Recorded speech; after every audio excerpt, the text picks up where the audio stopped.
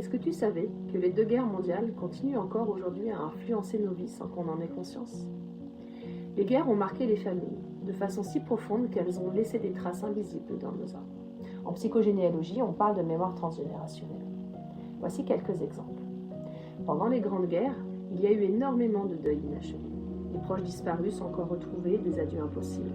C'est parfois des familles entières qui n'ont jamais pu faire leur deuil. Ces douleurs non dites se sont transmises, comme un écho silencieux. Beaucoup d'anciens combattants ou de survivants n'ont pas parlé de ce qu'ils avaient vécu, par honte, par peur ou pour protéger les générations suivantes.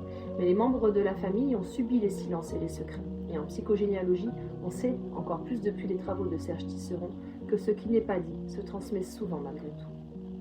Les guerres ont aussi généré des mémoires de manque et de survie, des rationnements, la pauvreté, les maisons détruites. Ces expériences ont pu inscrire dans les familles une peur de manquer ou une difficulté à profiter pleinement de l'abondance. Et puis il y a eu les rôles familiaux bouleversés, les femmes devenues chefs de famille du jour au lendemain, les enfants qui ont grandi trop vite, les hommes revenus blessés ou absents.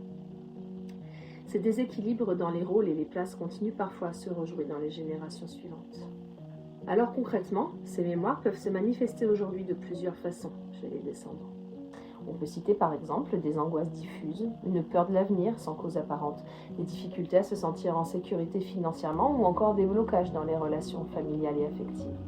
On peut aussi retrouver des schémas de sacrifice, d'hyper-responsabilité ou d'auto-sabotage qui résonnent avec ce que les générations passées ont traversé. On compte également des syndromes du gisant, ces personnes censées remplacer les défunts disparus.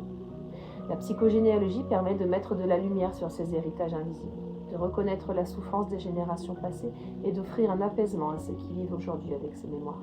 En prendre conscience, c'est une manière d'honorer nos ancêtres, tout en nous libérant des poids qui ne nous appartiennent pas.